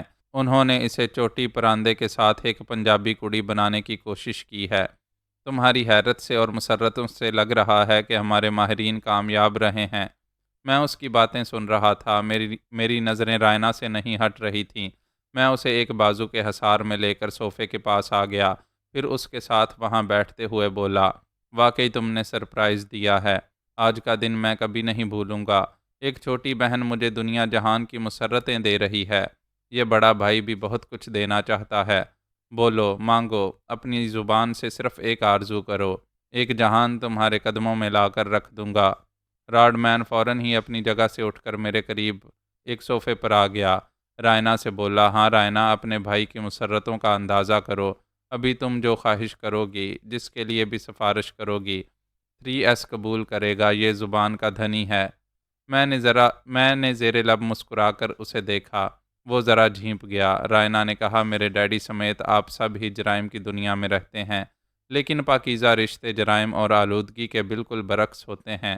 میں آپ لوگوں کے معاملات میں بھائی اور بہن کے رشتے کو نہیں لاؤں گی، اور نہ ہی آپ ہمارے درمیان کسی بھی حوالے سے مداخلت کریں گے۔ وہ بولا، تم میری شریک حیات بننے والی ہو، اس طرح 3S بھی میرا رشتہ دار ہوگا۔ ہمارے درمیان جو بھی کشیدگی ہے اسے دور ہونا چاہیے۔ وہ جیسے اس کی بات کو نظر انداز کرتے ہوئے بولی، میں کھانا لگوانے جا رہی ہوں، آپ دونوں اپنے معاملات پر باتیں کریں۔ میں یہ باتیں نہ سنوں گی نہ ہی کچھ بولوں گی۔ میں نے اس کے سر پر ہاتھ رکھ کر مسکراتے ہوئے کہا، تم بہت بھولی ہو، یہ نہیں سمجھ رہی ہو کہ راڈ مین تم سے کیا چاہتا ہے۔ میں بھولی نہیں ہوں۔ راؤڈی کی حمایت میں بولوں گی تو آپ ابھی ایک لمحہ ضائع کیے بغیر میری بات مان لیں گے۔ ایسے وقت میرا دل ملامت کرے گا کہ میں محبوب کی ڈوبی ہوئی رقم واپس دلوانے کے لیے بہن کے رشتے کو کیش کرا رہی ہوں۔ پھر وہ ایک گہری سانس لے کر بولی، سوری راؤڈی، میں صرف تمہاری رائے نہ ہوتی تو ایک بھائی کی بہن بن کر تمہیں ضرور فائدہ پہنچاتی، مگر میں رابعہ ہوں، اور رابعہ اپنے بھائی کے مزاج اور اس کے اصولوں کے خلاف کچھ نہیں بولے گی۔ وہ وہاں سے اٹھ کر چلی گئی۔ میرا دل خوش ہو گیا۔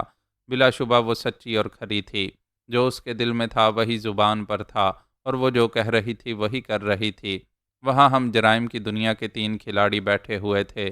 ہمارے درمیان تھوڑی دیر تک خاموشی رہی، پھر گاڈ فادر نے راڈ مین سے کہا، مجھ سے کوئی توقع نہ کرو، میں تم دونوں کے معاملے میں کچھ نہیں بولوں گا، بس یہ کہ تم میرے ہونے والے داماد ہو، اس لیے میری ہمدردیاں تمہارے ساتھ ہیں۔ راڈ مین نے مجھے دیکھا، پھر کہا، میں دیکھ رہا ہوں تم رائنا کو جان دینے کی حد تک چاہتے ہو۔ میں اس کی زندگی کا سب سے اہم حصہ بننے والا ہوں، کیا اس کی محبت کا کچھ حصہ مجھے دے سکو گے؟ میں نے کہا، میری بہن ایک پتھر اٹھا کر دے گی تو اسے بھی چوم کر رکھ لوں گا۔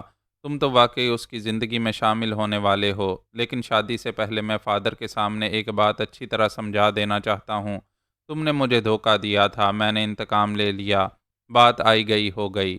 پھر میں نے اس کی طرف جھکتے ہوئے کہا، لیکن کبھی بھول سے بھی میری بہن کا دل دکھاؤ گے تو تمہیں زندگی میں یہ ناقابل برداشت تجربہ ہوگا کہ موت سے پہلے موت کیسے آتی ہے، ہر لمحہ کچوکے دیتی ہے، پھر مارتے ہوئے بھی نہیں مارتی، اگلے کسی لمحے مرنے کے لیے چھوڑ دیتی ہے۔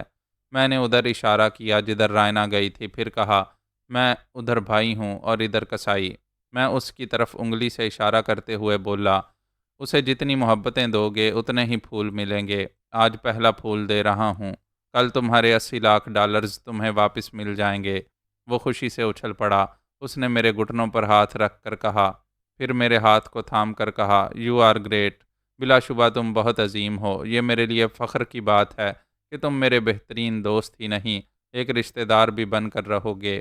میں نے اپنا ہاتھ چھڑاتے ہوئے کہا، آرام سے بیٹھو اور یہ بات اچھی طرح ذہن نشین کر لو کہ بہن تو ایک پھول ہے، مگر اس کے بھائی کو تم نے کانٹوں کا ہار بنا کر پہن لیا ہے، جسے تم کبھی اتار کر پھینک نہیں سکو گے۔ اس نے کہا، میں وعدہ کرتا ہوں رائنا کو میرے کسی بھی رویے سے کبھی دکھ نہیں پہنچے گا، اور میں بہن بھائی کے معاملے میں کبھی کچھ نہیں بولوں گا۔ میں وہاں صرف اپنی رابعہ سے ملنے ہی نہیں، راڈ مین کے دماغ میں یہ بات بھی ٹھونسنے آیا تھا کہ رائنا پھولوں کا گلدستہ ہے، مگر وہ اسے بارود کے گلدان میں میکے سے لے جائے گا۔ گاڈ فادر بہت خوش تھا، مجھے بڑی محبت اور عقیدت سے دیکھ رہا تھا۔ معزز ناظرین و سامعین، لائک، کمنٹس اور شیئر ضرور کریں۔ شکریہ۔